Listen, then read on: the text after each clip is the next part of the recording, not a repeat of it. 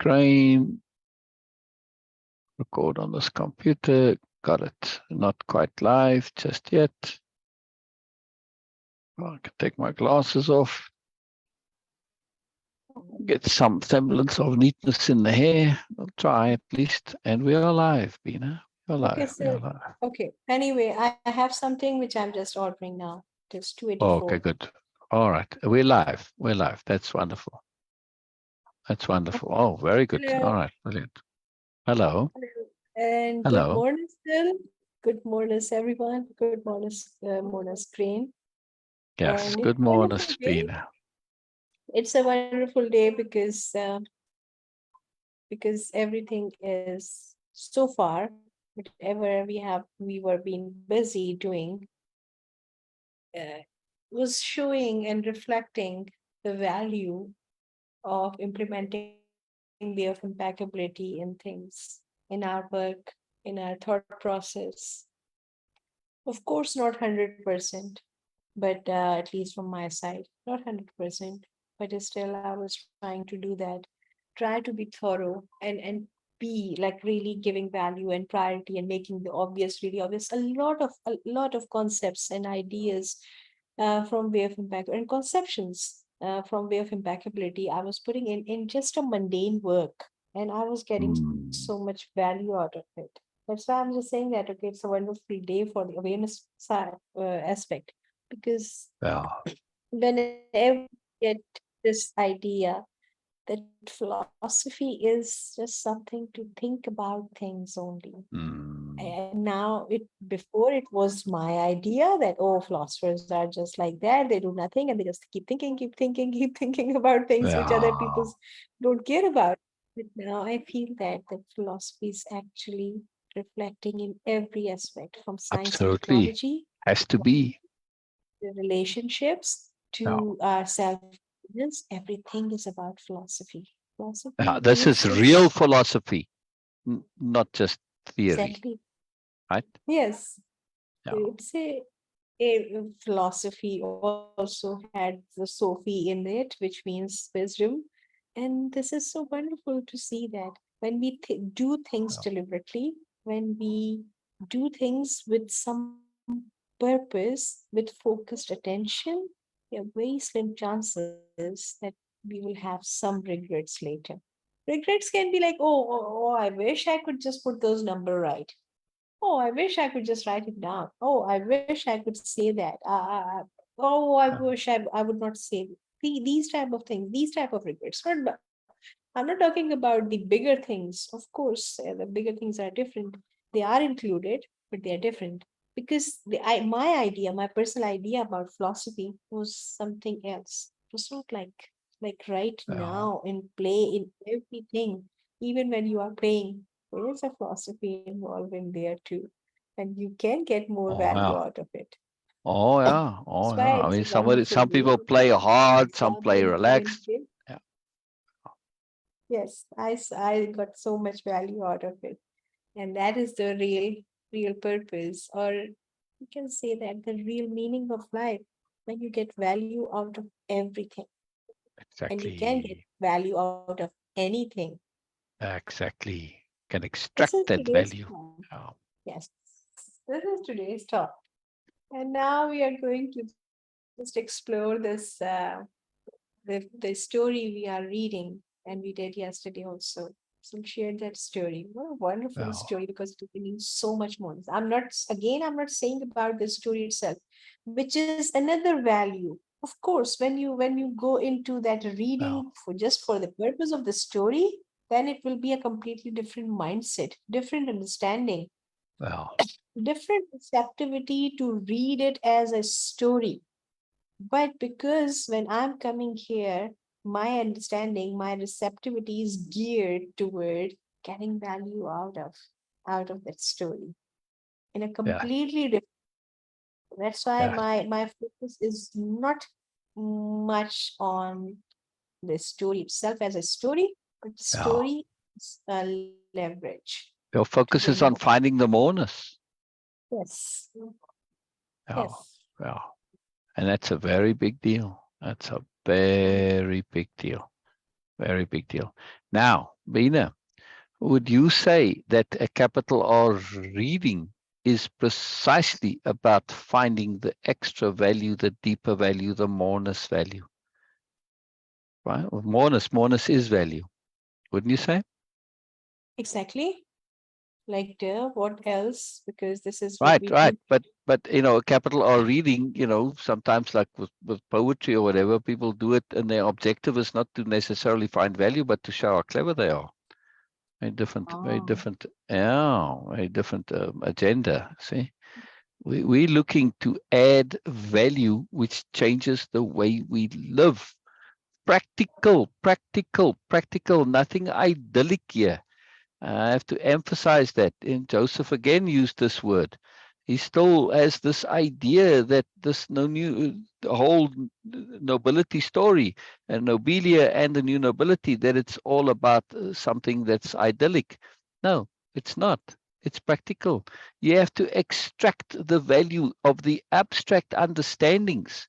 Yes, it is a fictional story, but the realness of what's being demonstrated, this you can use in your everyday life.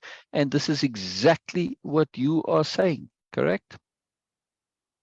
yes. Yeah. Yes.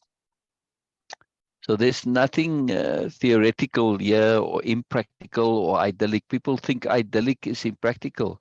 No, no, it's not necessarily so. Generally, yes, but not necessarily so. We can have idyllic in our lives. Yes, I mean, just for me personally, right, Beena, every day, we come on Zoom, we have a blast. Yes, we're working also because you're helping me in what I'm doing. We're doing this together now, right? And you help with when it was Way of Impeccability, or even still, when people come, specifically in that too. But I mean, this is more ordinary work. We're buying and selling stuff. We were tagging products, writing inventory numbers on them, and doing stuff like this. Just regular typical work. um, and we have a blast doing it, even though it's what people might consider boring. We have a blast. Yeah, Yes. Yes. I mean, we have fun. It's amazing how much moreness we find. Yeah, Exactly. in small things. It's incredible, but we find it, and we extract it, and we connect to it, and it comes up for us, and all sorts of magical things happen. Yeah.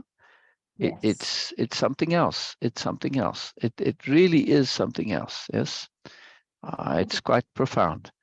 How we transform this. It becomes magical. We see connectedness. We see materializations.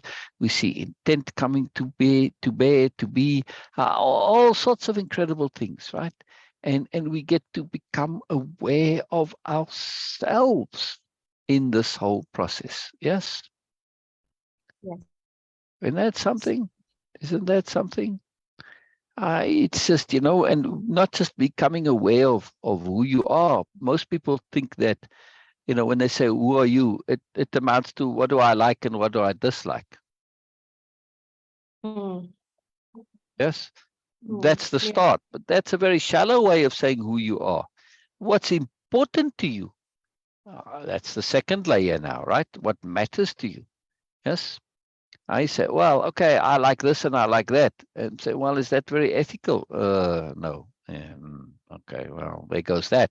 See, now you're a different person when you start to focus in on what matters to you, what was ethically right, what compromises your integrity, your conscience, all of the stuff, right? That's very different to what you may like or dislike. You might like stuff that you don't necessarily agree with your own likes. Yeah. So there's Yes. layeredness here. This is a very powerful thing to be aware of. Yes. Um, anyway, now we get even further to say, fine, that bothers my integrity, that bothers my sensibility, that bothers my sobriety. But what can I do about it? Yeah, Yes. that's a whole different question. A whole Yes. different question entirely. Yes. And now we get to our abilities. Yes, our competencies, our ability to apply what is important to us. It's one thing for me to say, oh, yes, I agree, patience is very important. See, we had first likes and dislikes. Write these down for me, please, Beena. I want to add them to. I want to add them to. I don't know. Just it's a nice collection here, right?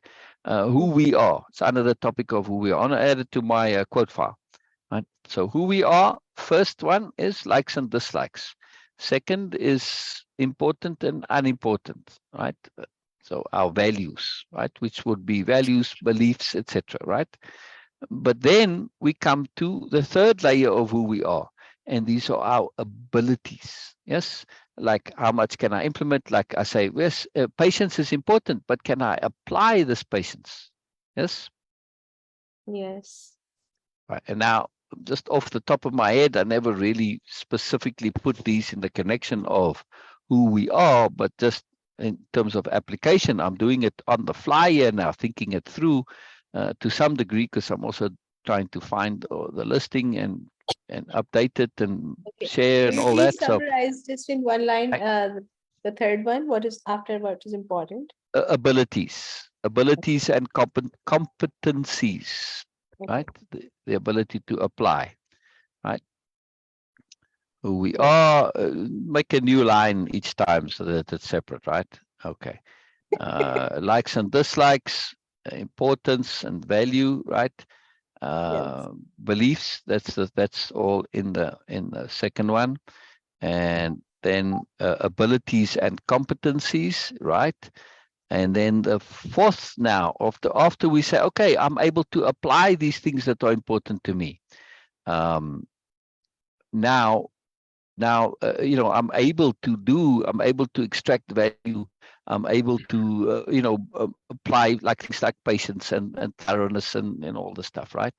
What would come after that? Let me ask you, see if it makes a logical progression sense here. It's a For kind of a me, leap, but it I sort of think makes sense too. I think what makes a person and as an individual is how they deal with their own disappointments. Yeah, but that's an ability. I'm saying the fourth one for me, if we start escalating now, the fourth definition of who we are or understanding or conception is power, right? This is beyond ability, right? This is the ability to do more than what we could ordinarily do with just ordinary abilities, correct? Does that make sense? Yeah. Now, power is very difficult. Brilliant, Norma's here. Good to be here again. Yes, it's good to have you here again, Norma. Yeah. Now, power, we have to be very careful. Maybe you can amend power to say personal power, right? Because many believe, when you say power, they think of power over others. No, no, no, no. So that needs to be adjusted to personal power. But I wanted to just say power because this the wrong idea. We have to be very careful of not getting the wrong idea. Yes, power is very fickle. It's very tricky. Power is never really ours. It is, but it isn't. If you believe it's yours, it will corrupt you. Yes. It's a tool. It's a tool like anything else, and a tool that needs to be used sparingly because it's a corruptive tool. All right.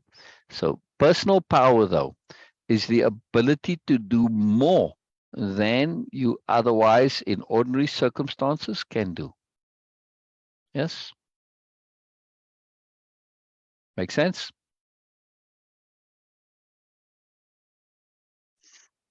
Beena, are you there? Where'd you go? Are you muted? Yes, you muted.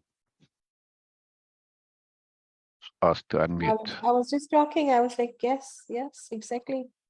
Yeah. All right. So this is a big deal. Personal power, right? You added that there as the fourth criteria. I At will write it. least, this is not something, like I said, it's not something that I've spent much time with, because this whole idea of who I am, it never really was an issue for me, never really mattered, but it came up recently in observations with others. So it's, for me, it's always I'm process. That's it. I'm continually changing, adapting, shifting. I'm appropriateness, right? I don't have this locked, closed definition, but it's useful though, just in a general stuff, in the overall sense, when we are looking at at at the self-awareness perspective, to say, oh, who am I? And what does this question mean? Typically, like I said, people define themselves by their likes and dislikes, which is personality typically. Yes. Hmm. And it's very fleeting, it's very temporary. Yes. Then we get into, yes, what is important to us, what matters to us. Now we're getting into character. Yes. But you can have good character, but that doesn't necessarily mean that you're able to apply it. Yes. You may be a good person underneath, right? And you believe in things like patience Yeah. and thoroughness and all this discipline and responsibility. But can you apply it? Can you actually do it? Yes. And then, so that the ability to apply and implement, this is a very, very big skill. And then we go further. Now, under personal power, the fourth one, this would also be the ability to extract moreness would come into that, right? Which is what we're doing now. Yes, it's Hmm. not just an ability. This is a power. Yes, the ability to extract moreness where it's not obvious to start with. It's not like you're getting a delivery and it says moreness inside, right? No, you're getting a regular delivery and somebody opens it and they just see a regular delivery. But when we get it, we also get moreness in addition to that. Yeah. Well, not always, but yeah. So the ability to extract moreness, it's a power. It's an advanced skill. Yeah? It's a very, very Wow. big deal. Yeah. And I don't like I'm saying thinking advanced, now. but it's something you have to learn, right?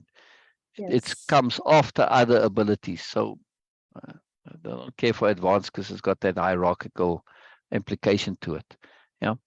So the ability not only to connect to power isn't just about doing; it's also about the ability to obtain value. Yes, and to extract value, create value. Yes. So this is, I mean, when you have artistic abilities, yes, Mm-hmm. when they are very well honed and you really can do it at any time, this is a power. Yes. Being Yeah. able to be creative on demand, this is a power. Being able to connect to moreness on demand, this is a power. Being able to transform the mundane into the sublime, power. That's what we're doing, correct? That's what you're talking about. Taking Yes. way of impeccability and applying it, using it, you seeing in your daily life how the trivial, tiny little things, just what we were doing, we're tagging inventory, you pulling it up, I'm writing, putting the inventory number on the boxes so that, when it sells, we can easily pull it out of inventory, right? Very simple, but but we got moreness out of it, a big deal moreness, right? And this is a power, Beena, the ability to get transform the mundane into the sublime. That's what we're doing. Great, great, great, Mm. big magical power. Yes. Yes. What do you think, Norma? What do you think about all of this? What do you think about all of this? While we wait for Norma, I want to hear a bit more from Beena because I want to make some coffee. Would you like some coffee, Beena? Oh, yes. Yes. And Oh, then good. after Oh, I good. will go for eating. Yes. Yes. Yes. When are you This gonna is go why, eat? Right now? yes, in a few minutes now. Yes. Oh, Of course. oh, oh, oh, oh. So you're not gonna be here for most of the life, really? Wow. Okay. You're going to make coffee. Uh, this is very interesting because it is just another way uh, to know ourselves. When I think, Yes. okay, who am I? Yes. Okay, Yeah. mostly, okay, I'm a person who is this and that. So we relate and we identify ourselves with our choices. Okay, yeah, this Yeah. is a very big deal. It means that it also means that if I identify myself with my choices and others also, they also identify me via or through my choices, which means I have the power and an opportunity to change myself because I Yeah. can change my choices anytime, which Yeah. means that Yeah. I have this ability and this opportunity, possibility to change myself. Because Yeah. I am going to change my choices right now and will start choosing something different, people and also myself will start identifying myself as a different person. Yeah. It's a power right there. Yep. Yep. Yep. Yep. Yep. Yep. It's a And power right. Beena, this Yes. is just, abilities is what identifies us, part of this, at least how we think of ourselves. But we need to have the ability to create abilities. Yeah, this is part of way of impeccability, right? It's not just a Yeah. toolbox, but it's a tool making machine, which is a very different thing indeed. Yeah, Yes. right. When I have a machine that makes the tools, so I need a tool. Oh, I go and create the tool. And this is when we get to things like, attitude management, mood management, energy management, association management, all of this, right? That's Mm. the ability for us to, on demand, shift and be different as we need to be, right? So this is the actual application of appropriateness. Norma says, change is always ongoing, Beena. Yes, we are never finished changing. Exactly. That's why I was saying in terms of who am I? I am process, capital P, process, right? This is the only way. So I don't have a fixed definition. What is constant in my life is that I'm changing. Yes, process. I'm always in process. Process of changing, process of adapting, process of enjoying, process of applying, process of implementing, process of doing. Yes, process of feeling, process of enjoying. You know, it's process, application. I am application. I am appropriateness. Very powerful, very powerful, very powerful. And when we have this, who am I? And the answers get more and more nebulous as we go along. This is a great wonderfulness. Most people go the other way. As the further they go in life, the more defined they get. I'm this, I'm that. But you just shut yourself down. You just limit yourself. You just narrow yourself. When it comes to appropriateness, you need to be able to be anything at any time, right, Beena? As Yes. appropriate, yeah. Yeah. Which means Yeah. that you have less and less of a definition. So for me, the end, you start with definition, but then it needs to go to conception. And the broader and the wider that conception is, the better, because that enables us to be appropriate, right? Yes. Right, that's very Yeah. important. I mean, I'm going a little bit sideways on where you started, but it's all connected, as you keep mentioning, right? This Yes. interconnectedness, it's a great magical thing. So be very careful. And as part of Way of Impeccability, there's a whole session on self-conception and the power and the importance of self-conception, because it can be, if it's definition, oh, it's horribly limiting. I see this all the time where people say, I'm this, I'm that, and all you do is you put yourself in this little prison, right? This conceptual prison inside your head. This is not ideal. Not ideal. Doesn't help you. Yes. Yeah.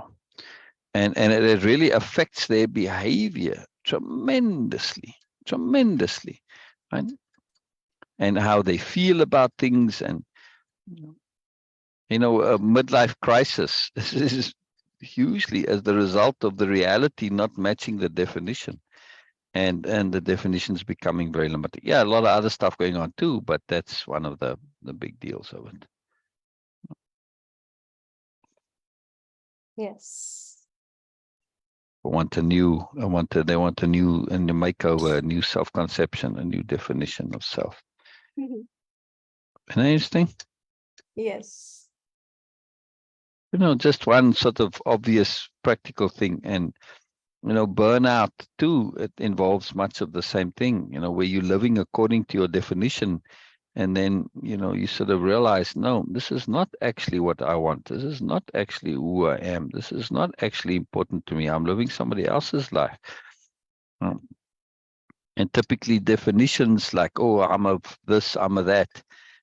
Those are typically borrowed definitions. Yes, sometimes people come up with their own unique ones, which is great, but this can still be limiting.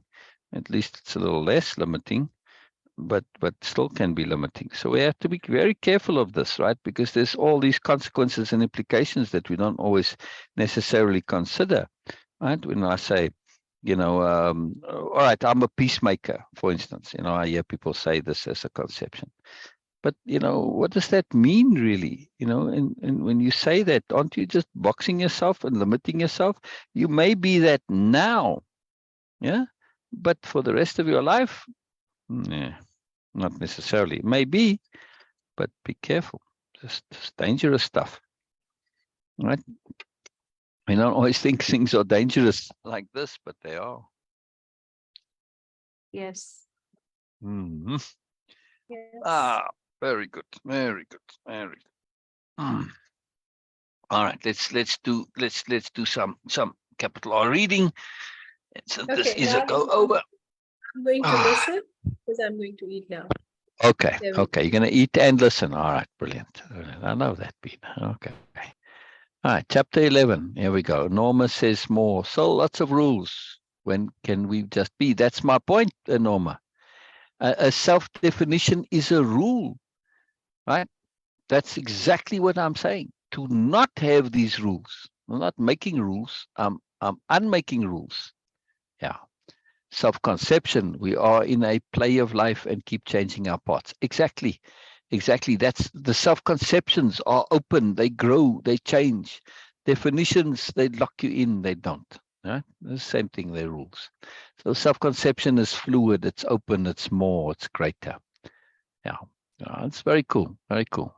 Yeah, no, rules are very limiting. We have to be very careful. Now, it's really fun. There's a bit of irony in it, and deliberately so. I have a great big project, which I'll share at some point. It's called The Rules of Sentience. And it's a long story to explain, but the very name is a bit oxymoronic, yeah? But it's deliberately so. Because the rules of sentience is, first of all, there aren't any rules. They're guidelines. Yes. But it makes you think, right? But rules of sentience sounds nice. And there's a bit of history why it's called that. That's fun. That's fun. Yeah, we want to get away from rules now. But, also when it takes your character, appropriateness, this is it. When you get down to it, it's pretty much the only rule there is, really. Yeah. That's just being, right? Be appropriate. End of story, right? Problem solved. Right? See, Beena, Norma, that's bottom line, the rule. Yeah. Bottom line. I love it. Love it, Norma. Love your comments. All right, let me read some here and then we go over it. Now, since Beena's not here to read along, and Norma, you are here, I'm not going to screen share. Yeah. Just for you, Norma. Just for you. I get 2 check marks. 2 check marks. Where's my gold star? Where's my gold star? Thank you very much. Right here, gold star. Chapter 11, An Earnest Dream. Life is a magical dream come true. By Unknown New Noble. Life is a magical dream come true. See, I was saying the other day, I was talking about moreness, yes, as the default. Remember? I was saying we tend to think, and we've come to believe, our culture says the lessness is the default. This obviously comes from a time when resources were somewhat scarce, right? But they're not. They're abundant, right? So they're not really a scarcity. When you take like predators, right? They go hunting. They've got to make effort. There's plenty prey. What is in shorter supply is the energy to get or what you want, right? So it's a different mindset. Our culture is based on a predatory mindset. Whereas, when you're a grazer, where's the scarceness? Okay, in time of drought, maybe, But in general, I mean, there's food all around you. There's more of it than you can possibly ever eat. Yes. A grazer, a browser, right? It's just plenty. There's an abundance of it. Right? So moreness is a default. I mean, same for predators. There is plenty to eat. You just got to go and find it, right? You just don't have infinite energy, right? And even when you're a browser or a grazer, you still have to spend some energy to eat, yeah. All right, so energy is the issue. Energy is the issue. But when we think of this life as a magical dream come true, now we understand that we are living in moreness, not a dream come true, a magical dream, right? When we look at this quote, right? It's a magical dream.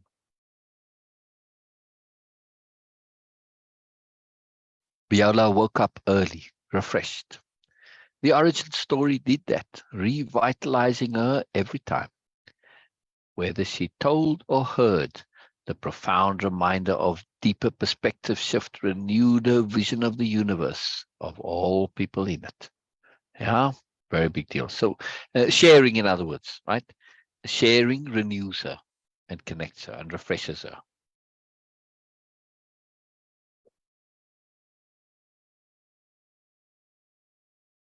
And this is the magic and the power of sharing. Whether you're putting out the sharing or you're receiving the sharing, it doesn't matter.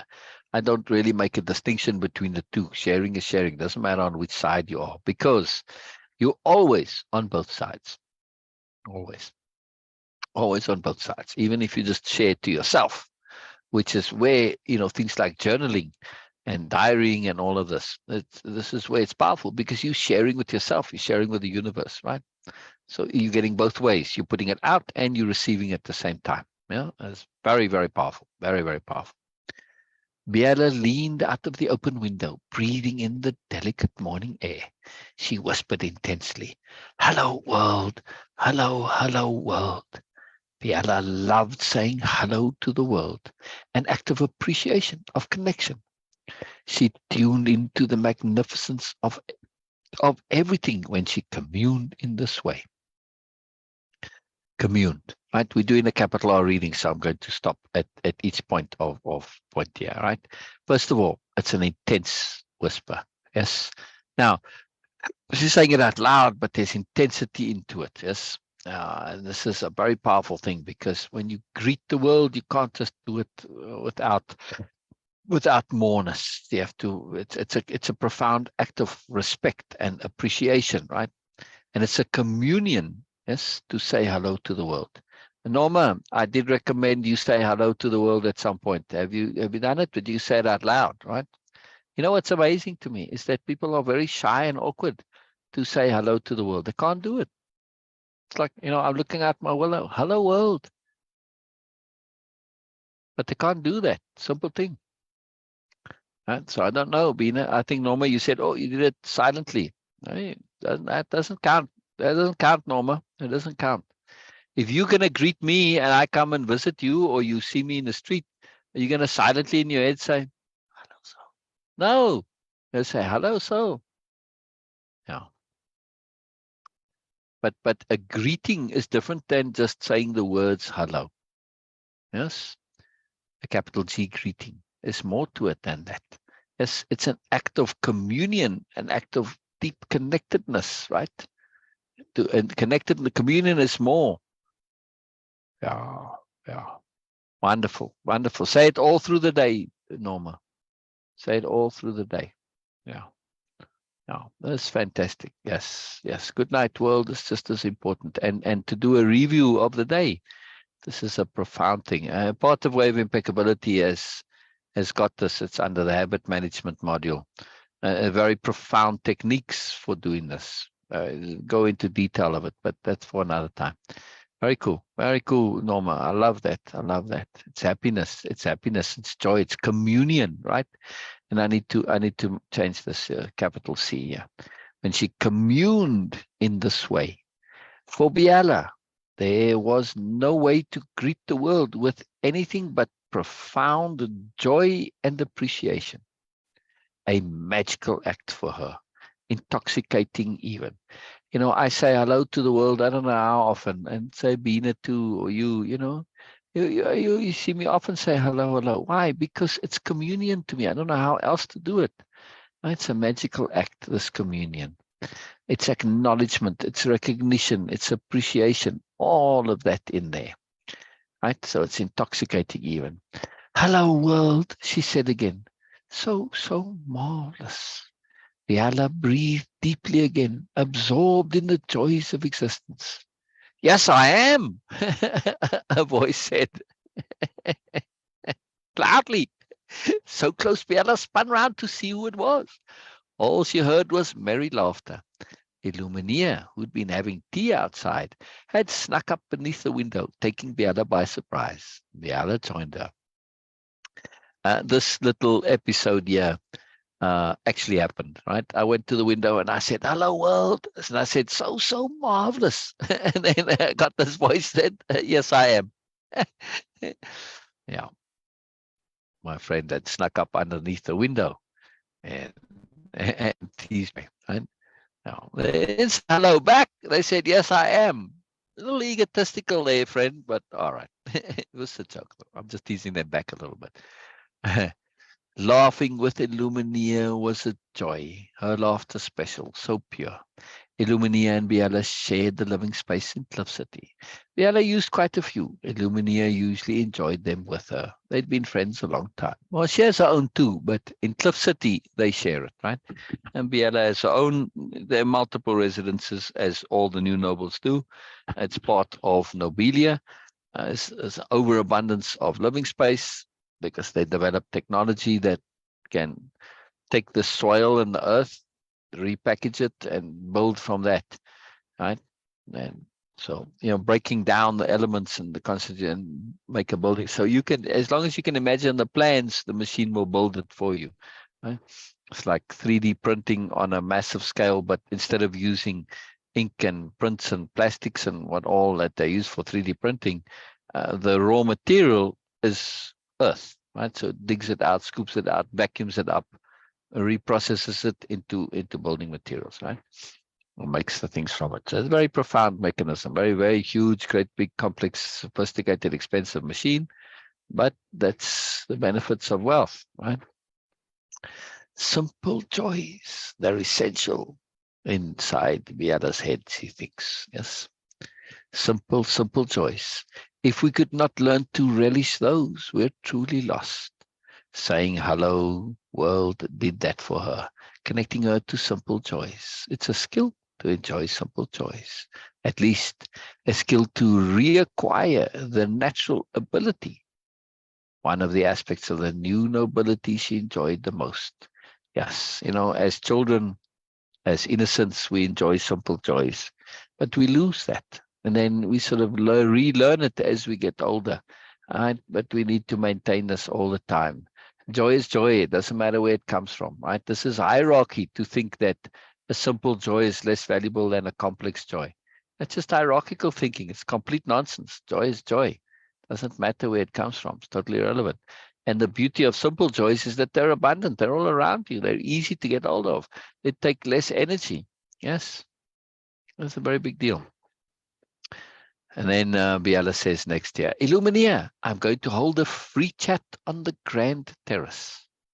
Oh, excellent, says Illumina. Illumina's immediate excitement and enthusiasm infused her total being. Now, it's a very simple little statement there, but this is very new noble. Yes, that when Biella shared something that's kind of a big deal, right? She's going to hold a free chat on the Grand Terrace. Now, we don't know exactly what the free chat means. We don't know what the Grand Terrace is yet, but we'll find out later. Actually, it takes the rest of the book. She never gets there. And the free chat is only at the start of book 2. She tries to get there, but stuff happens. And this is the world that they live in. As appropriate, right? Things happen. Moreness happens. Yeah. So she has a great adventure between then. So she has to delay the free chat, right? And it's in the book. You know, she pays attention to this, but it's just fun that we're waiting for this. So book 2 starts with a free chat, and well, I'll get into what the free chat is then when we get into book 2. right? But this, when Lumineer hears this, immediately, right, her entire being is infused with excitement and enthusiasm. Why? Because they have extra energy, because they are practicing way of impeccability every single day. Way of impeccability is best use of energy, which means you're not wasting your energy on nonsense like worrying and stressing and fussing and bothering and all this stuff. That just drains your energy, right? It's like little programs running in the background on a computer, slowing your computer down, sucking its energy. No, no, no, no. So when they are in a situation that requires some extra energy, they have that energy to spend. Yes, and it happens automatically. That's why they can be infused in a total being with excitement and enthusiasm, because this is a cool thing that it's not a normal thing, that it's not a free chat, obviously, by implication here is something that is a communal activity. It's on the grand terrace, right? It seems to be, by implication. And therefore, it's going to involve others, right? So this is something that now, by implication, requires coordination and some mild organization, or at least putting the word out. And, okay, if you come, you come. If you don't, you don't. But still, it's not a simple thing. In other words, there's some energy in that involved, and by implication, Illumini is excited and enthusiastic. So this is a special thing. In other words, right? Illumina says, "What can I do to help? Want me to round up the group? Capital G group. Anyone special you want to invite?" Right. Now, the group is a bit of an anomaly, right? Mostly the new nobility don't have groups like this. But Biella's a different case and a different story and a different individual. And so this is a bit of not that she doesn't mix around, but she tends to do it with the whole group, right? And get around. Because part of Nobelia culture is to interact with as many in the culture as possible, right? Because this is part of their love of multiple perspectives, new perceptions, new understandings. So now when I go to the other side of the world, yes, or connect to somebody who's been off world in this case, right? You could say, in our world, the equivalent would be living in another country, yeah, or another continent. They have different perspectives. And when you share with them, you're getting that. Yeah, round up the group, just get them together. Just the group is Aki and Nora and Mahamut and Marco and Kaljun and the collective and Shah and well, now Ursula, now Camelius. Well, and of course, they sort of have been pulled into the group too, right? But these are her closer friends, right? Illumina. There may be others that we haven't mentioned, but typically, right? They just happen to hang out a little bit more frequently. Although that's not all who hangs out. She hangs out with everybody, right? Fine, I guess, is part of the group too. Yeah. Oh, I don't know why that doesn't say to. It's a common expression, Norma, to say to round up. It's just to bring everybody together. So I'm not sure why it doesn't sound nice to you, but yeah. I mean, she's just saying, it's like just saying, okay, we're going to get everybody in on this and involved in it, because, typically she would announce this to the group, but because of the delegates and everything happening, things are a bit more diffuse. Yeah, but Illumina is saying that the group isn't there. She has to go out and say, okay, hey, you busy doing your thing, you busy doing your thing. Let's bring it all together and bring them in on it and say, okay, now we're going to, and then from there, the organization and the spreading and that starts. So they have to be rounded up, as it were, because they're diverse. By implication, they're a bit scattered at the moment, right? But the next thing here, Biella does say, that's just Illumina, she talks different, right? Biella says, yes, please get the group together and send Aki and Nora to fetch Camelius. They have a good connection with him. I like the way they were playful with him, able to bypass some of his aspects altogether, simply through connecting and interacting in that playful way of theirs. It's much needed with Camellius. He hasn't reached his crux yet. You know, he is technically an aspirant now. Yeah, yeah, yeah. Well, all right, but you know, it's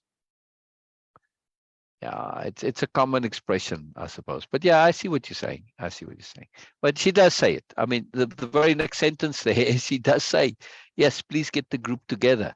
So Biella is somewhat on the same page as you. She doesn't say yes, round them up, right? That's just Illuminia's expression. But you know, Illuminia is a very different creature. Right? She's but in her own, yes, you know, just different, right? She has unusual ways of expressing herself, as you'll see later on.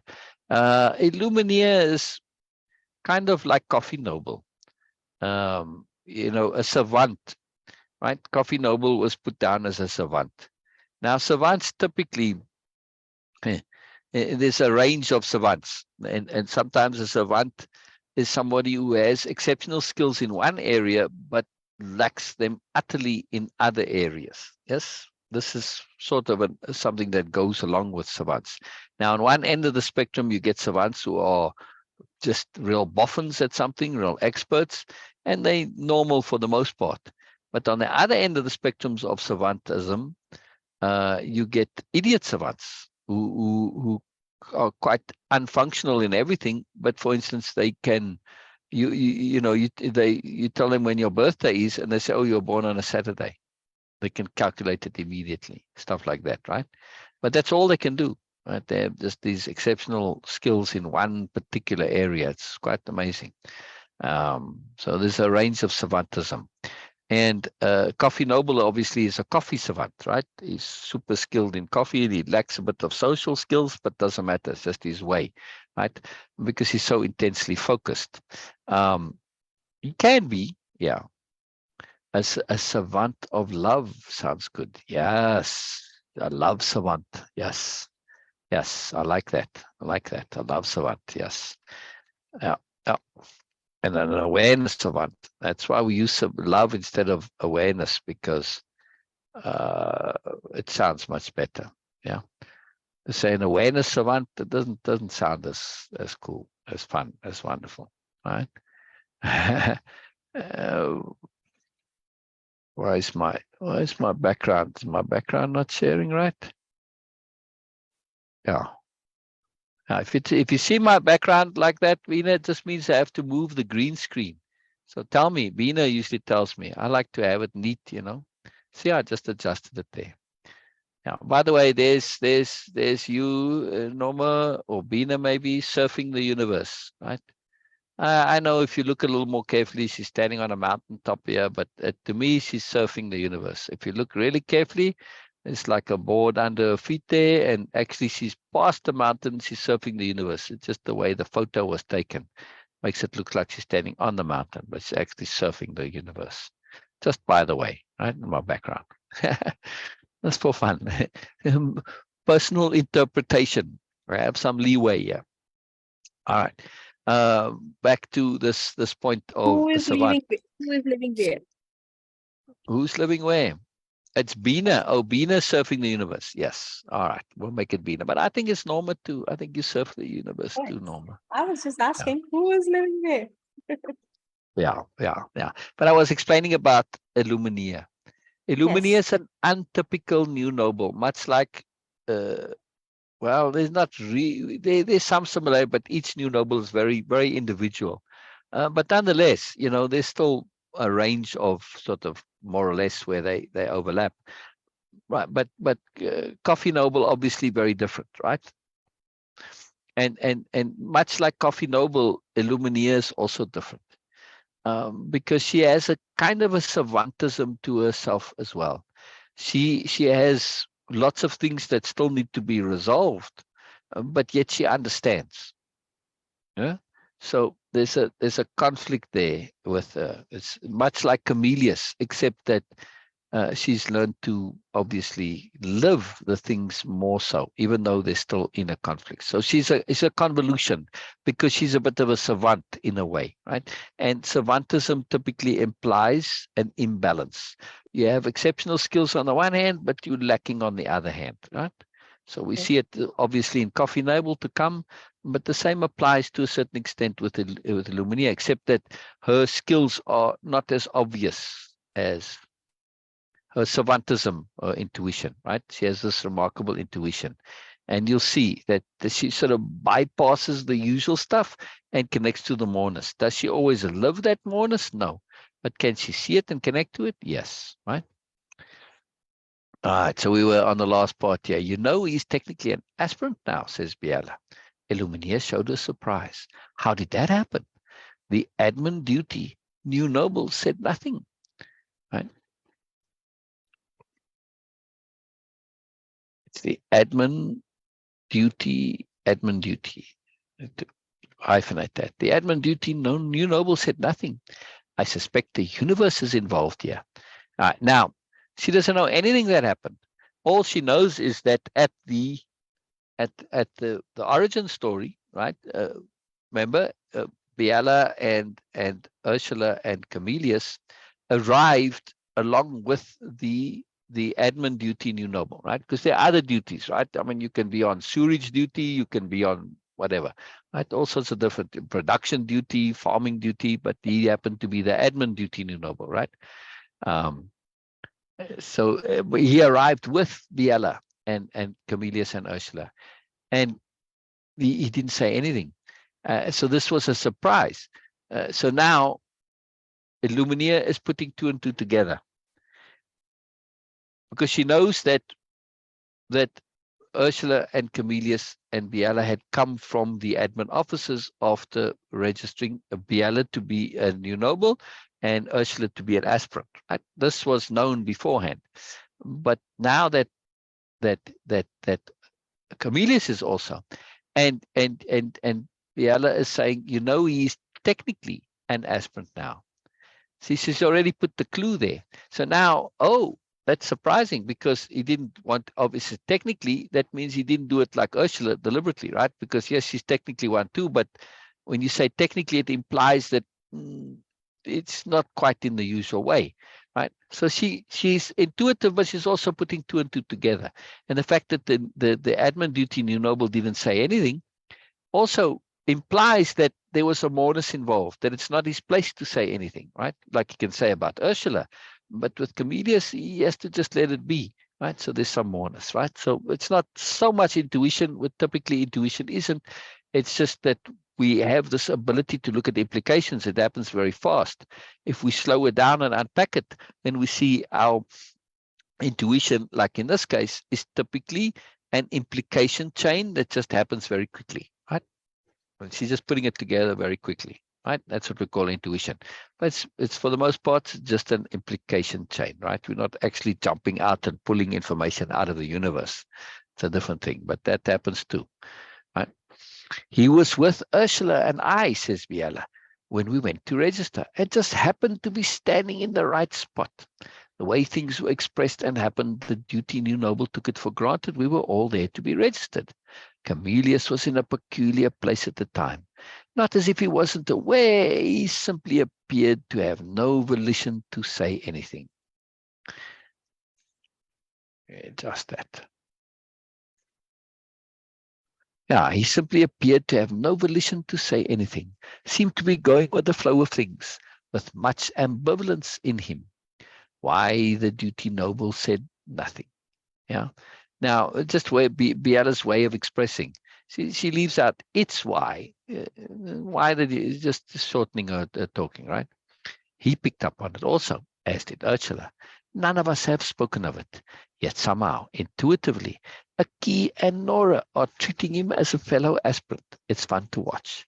Yes, this is really interesting with Aki and Nora, that they don't know what happened, but somehow, and the fact that Biella specifically asked them to take care of Camillus, not accompany him, not, hang out with him, no, not, be there as a guide, whatever. No, to take care of him. And in the tone and the way she said it at the time, they must have picked something up, right? So they're just treating him as a fellow aspirant, kind of teasing him, and the slap on the arm, like like, come on, don't be silly, you know.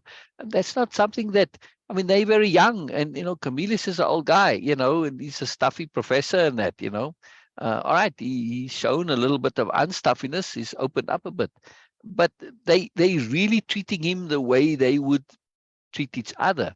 And it's a big shift. It's a massive deal with Camillus, because it allows him to connect with a self that isn't there, right? So it's giving him the opportunity to shift out of his box of being Camillus the professor. Yeah. He struggles with it, but, you know, he's just on the receiving end, but he doesn't deny it, he doesn't object to it, right? So he is, some part of him is responding to that, even though he verbally and in his actions isn't, right? But he's not denying it, he's not pushing it away. Say, hey, come on, you know, I'm a professor, I'm an old guy, you know, like, this is inappropriate, or just leave, or, you know, go speak to Biella, or whatever. There's many options he can have, right? So it's a very profound thing, a very simple thing. And we'll see if it matters with Camillus. You know, what's interesting in the story is that there is no resolution to Camillus. Yeah, most stories we write, you know, Norma, you mentioned about, is this real? In this story, this is very real, because what happens with Camillus is something that I see fairly regularly, right? And is there always resolution? No. Some people go through what Camillus goes through. They have worldview collapse. They struggle with it. They want to quit. They want to give up. They're upset. They're unhappy. They're depressed. They feel guilty. All sorts of consequences from it. But they keep going, and they get through it. And then they start again in life as aspirants. Yes, the way Ursula did. Yes. Now, Ursula just went there right away. She saw the whole logic, she worked it out, and she just said, hey, you know what? I don't need to go through all that stuff, right? I don't need to make this into a big drama, because it's one of the things that new nobility do. They say, oh, well, think it through. Okay, I have to change. I change. That's it. They don't and ah and bother and fuss when they need to make a profound change. No, if it's necessary, it need to be, you do it. That's it. End of story, right? There's no point in umming and ahhing and fussing and going over. You're just delaying. That's it. All you're doing is delaying, right? We're just typically not comfortable with making profound change, but we need to be. You need to become profound ability to make a profound change very quickly. Otherwise, you're going to spend your time agonizing over it, and that just wastes time. And by the time you finished agonizing, the time is gone, and that's it. It's too late, and you wasted the opportunity. Yeah, exactly. We can be different characters with different people or events. Exactly. This is appropriateness of being. This is appropriateness of being as a conception. You know, Beena, that's interesting. I use that so often, but I don't actually have it in my dictionary of power, but I'm going to add it. Okay. Yeah. Appropriateness of being. Yes. I mean, I use it so often, but it's not actually, not that I remember that it's in there anyway. I mean, the dictionary power is pretty big, but it doesn't matter. You can always have multiples in it. So, yeah. Just by the way, yeah, Norma, are you looking at me? I'm going to screen share for a brief moment here to you my dictionary of power. Right. So here all the terms are now in most dictionary of power in this column here will be the extended understanding. What do I mean by appropriateness of being? And I'll have it written out, right? But for most of these concepts, if you look over here, you see there's a link here and to this consciousness and a link, and that's to an article that I've written, right? And there's consciousness, consideration. Now, okay, multiple concepts, but I have delineated them in detail elsewhere, which is why I don't have the individual ones here, because I've got it all here already. Right now, some of these I might have to go, right, and because they were added after I did all this. There's all the things you see. Joy. Oh, got two joys in there. See, all right, good. Joy is good. Good. It's good to have joy. Right now, these are different lists on the side and the side for different reasons. But the ones on the left, yes, I just pulled it back and I had some dimensions of being. I was reading in physics, there's 11 dimensions so far that they have, and I said, what would these 11 dimensions be in the dictionary of power terminology, right? We typically have, well, the 3 dimensions are, uh, back and forth, and then across, right? That's like east, west, north, south, right? Because if you just have one line, that's 1 dimension, right? And then so back and forth is 1 dimension. When you go across it, you get 2 dimensions, yes? And then you go up and down, you get the 3rd dimension. And then you get when, which is time, you get the 4th dimension. But then I added a few more. I said charge, energy, mood, awareness, intent, attunement, impeccability, and potentially there's a 12th one, appropriateness. And then, I said, okay, what are the different colors? Yes. Charge, energy, mood, awareness, intent, attunement, impeccability. So this is the 7 that are not the normal 4 dimensions that we know, right? Back and forth, cross, up and down, right? So all these others now, right? And I said, okay, you got the different colors and like the chakra things. I said, what would they be the equivalent? Right? So I just made this here. Just fun stuff, I like it, just expands our awareness and our understanding. And I had things grouped a little bit here, but now you're getting an idea of Dictionary of Power. What is the point of the Dictionary of Power? It is a collection of conceptionality, right? And understandings, awarenesses, discernments, moreness, depth. It's tools. It is building blocks, but these are very flexible building blocks. They Lego blocks that adapt and change somewhat depending on what other blocks they are connected around them. How cool a Lego wouldn't that be? Yes. Yes. Yeah. So that when you put them together, when they work together, they adapt and shift, because they maybe say, okay, well, typically you connect to this side of it, but in this constellation you need to turn it the upside down and connect them, and I see, okay, and now they're all plugging together, right? You got to adapt and fit them. Doesn't mean they change, that they are the same thing still, but they just connect in a different way. Yes, that's very powerful, very powerful. So, abstract perspectives, it's just a bit of a condensation of it. But all of these are, when you take each one in it and you understand it as a point of power, alignment. I've got it twice here. I need to sort this again and trim them. I do have to cut the duplicates.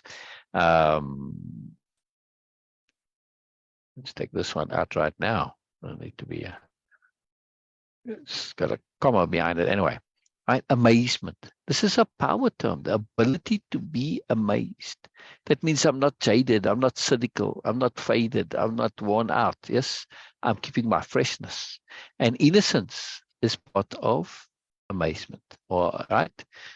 To be, when you're innocent, you tend to be a bit more amazed. We want to keep that. That's why we want to be sophisticated and innocent, so that we can be amazed. Yes, we can be in awe. Right.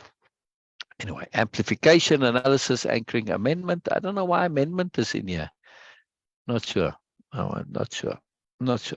But anyway, I have to think about that one. But anyway, I'm digressing. So I just wanted to show you, because I added this new conception into the dictionary of power. And, every now and then I sort these, and, but it's a living thing. It grows. I'm simply restating something in a different way, right? That's when I add these on now at this point, because it's already very sophisticated. So I'm a bit behind on on sorting these. They all need to be sorted there. Anyway, it's fun. The living power, a dictionary of power, is precisely that. It's power. Such conceptions add to our ability to conceive of the world. Because what we think the world is, it's not. The world does not work the way we think it does. And these power conceptions allow us to conceive of more. Yes, a very powerful thing. Yes. Well, you can look at it later on the big CB, Norma. Norma, you need to get speakers, and somebody else I know also needs to get computer speakers, and both of you are putting it off. Yes. Yes. I mean, it's a simple thing. They're very cheap. Just go and buy it and get it ordered and done. It's done. Oh, you said you did ask somebody to order it for you, right, Beena? And they haven't done it yet? Just a second before, you were not mentioning any name. And just see? Oh. Well, I didn't mention a name. I just asked you. Yes. Oh, for sharing. Oh, pleasure, Norma. Pleasure. All right. All right. Never mind. We'll just skip that all. Right. Right. Yes. Somehow, intuitively, says Biella, Aki and Nora are treating him as a fellow aspirant. It's fun to watch. Yes, says Illuminia. I enjoyed the interaction with him at the origin story. So good. And the takeaways also so good. But he's conflicted, says Biella again. I would like to forestall or minimize the inevitable eruption. Keep an eye on him, please, Illuminia. He's somewhat lost here now, out of his comfort zone. Things are moving too fast for him. He needs time as he moves at a different speed. This very important point that she mentions here. Yes. And we see it constantly with Camellius. And actually the person, the underlying person that Camellius is derived from, they too move at a different speed. Yes. It's very important to acknowledge that people move at different speeds. Yes. Norma, you understand this. Beena, you understand this. Yes. People move at different speeds. Yeah, they process time differently. Yeah.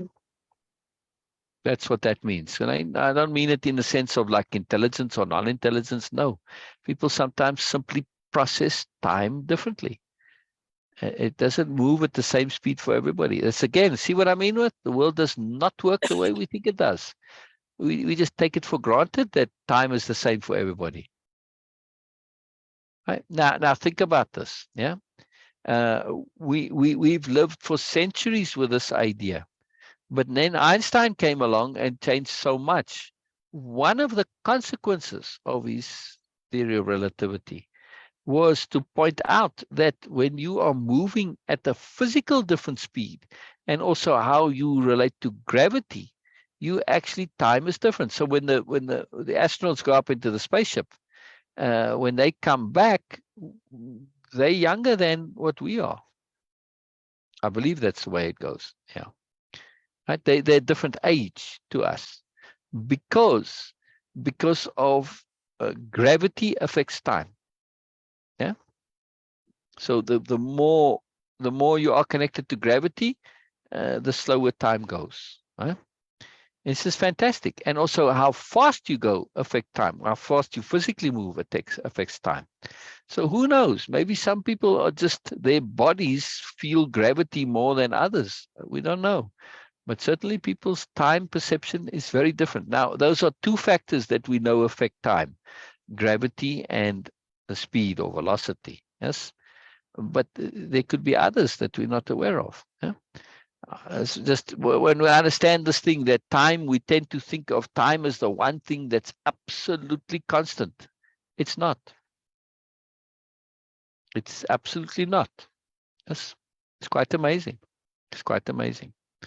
I mean, and you can literally send a clock up into space. And when it comes back, right, you take two clocks. On Earth, they go tick, tick, tick, tick, tick, exactly the same, no change. Yeah. You send it up into space and it comes down, the reading on the clock is different. Mechanical thing is affected. A mechanical thing. Isn't that incredible? Yes. The implications. And Beena, make a note, please, that when we're done with this, I want to go and Google this so that I have a more clear, I want to have an example, like a thing that I can go to. Okay, go look at this YouTube video or whatever of it, right? And this point about, I'm pretty sure they did this as an actual experiment. I know Einstein posited it as a hypothetical, right, based on his theory.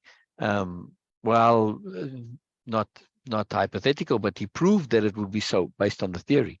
But a proof in a theoretical way is different to the actual demonstration of it, the physical demonstration. And yes, gravity. That's what I was saying, Norma. Gravity affects the clocks. When you send a clock out into when they go to the space, when they're orbiting the Earth, right? That clock moves at a different speed to the clock that's here on Earth because the gravity is so much less, right? Yeah. So gravity affects time. It's incredible. Physically, literally, it's an incredible thing. And as does speed. When the faster you move, also your gravity has changed. And that's why, Beena, I want to do research on this when, when we're done here, I've got a lot of shipping and stuff to do. But this is a very profound thing, that the world does not work the way we think it does. And time, if you ask person, what is the one constant that you can rely on? They would tell you, probably, if they thought about it and you made a few options, they say, oh, time.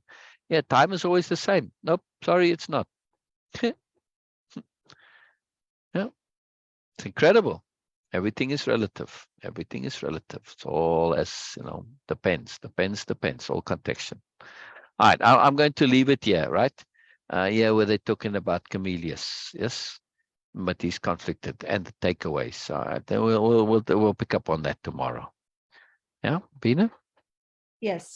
I want to leave on this point of Camellius is working on a different time. So at a different speed, says Biella, meaning time is different for him, right? And he processes time differently as part of his thing, because he says to himself, I'm a slow thinker. It takes, so he's just, his whole system, many things are different for him. But yeah, it's very powerful, very powerful. So I want to leave on this point. And when we start to think about this, the implications that time is not a constant, right? What else is not a constant that we assume is a constant? Yeah, it's amazing. Yeah, if time, the most constant thing that you could possibly imagine, how can you imagine time possibly being different? Most people can't wrap their heads around this, and yet it is. And yet it is. Very, very profound thing. So in other words, the world does not work the way we think it does. It doesn't even exist the way we think it does, right? Reality is not what we imagine it to be. The most real thing you could possibly imagine is, hey, 1 second is 1 second. That's the same for you, same for me, no matter where you are. No, it's not. So this is too, we make these assertions. How many people haven't said about time, like, would say it was an absolute fact? But of course, time is the same for you as it is for me. How can it be any different? It's not a fact, but you believe it to be a fact. You're saying it with great certainty and great authority. Based on what? Okay, based in your experience, but your experience is limited relative to the universe. This is what we have to understand. Yes, in our experience, we're experiencing it. We just happen to all be on the surface of the planet. In history before, nobody ever went up into space to show it to be different, right? Now, Einstein proved it to be different through all his calculations and understandings and awarenesses and imagination. Einstein is not one of the great mathematicians of physics, right? No. Sometimes his math was flawed. Yeah, he wasn't particularly skilled at this compared to an average person, yes, but compared to some others out there, not necessarily so. What Einstein had that others lacked was imagination, and he said so himself, right? He said most of it was his ability to conceive differently, which has allowed him to come to these different understandings and conceptions. Way-of-Impeccability, it's a dictionary of conceptionality. Way-of-Impeccability is a language of conceptionality. It's another name for it. Yeah. So very powerful thing. So when we tie it all together, it all connects. The world does not work the way we think it does. Why? Because we have limited conceptionality. That's why we think it's all the same. That's why we're stuck here, right? We need to conceive bigger pictures, different thing. We need to conceive that time is different. Why is time different? Speed, space, gravity. Yes, they are constants, but we need to understand them. It's a magical place, magical place. Yeah. Tell Beena for sore throat to suck an ice cube. Wow, yeah, okay, good. Yeah. Thank you, Norma. Oh, thank you, sweet Norma. Thank you. Thank you for caring about Norma, Beena. And for Norma. Thank And you. Norma, thank you for caring about Norma. We do care about you too, Norma, very much, very Oh, much, yes. Oh, yes. very much. You are dear to us, Norma, dear to me, very dear, and Beena too. I'll speak for Beena here, but yeah, yeah. All right, wonderful. On that note, we'll leave it on a note of love and joy and appreciation and sharing and caring. Always a good note to leave things on. and Sure. we'll see you all tomorrow. All right. Now, Beena, Yes. I have been in the habit of ending it, but I can just stop live stream and stop the recording. Yes. I don't Okay. have to end. Okay, Right. So, Norma. yeah. And whoever is going to watch later or been watching it, been there with us, thank you so much for being No, here, for no, being part of it. It's a big deal for me. no. It's a big deal for Very me. big deal. I know that Very big. will always say that, but now he's not saying that. Okay, why Veena? Why you say thank you? And I say thank you just because they become companions in this Yeah. process, and that's why it is Yeah. important. Yes. Okay, of course, Yes. whoever is not coming, also they are also companion, but in a different way. Where Yeah. the back Yeah. is so magical that it can customize to your own way of living. It is. For me, it is different. For Syl, is different. But we both agree on that moreness. We both have the same thing. And of course, like Norma and Joseph and Janet and Cheryl and everyone. But this is very customizable kind of thing, very particular, very special, very specific to every person, every being. This is the magic of way of impeccability. Okay, see you guys tomorrow. See you Yes. tomorrow. So bye for now. Bye bye. Bye bye, everybody. Bye bye. Bye bye. Bye bye. Stop live.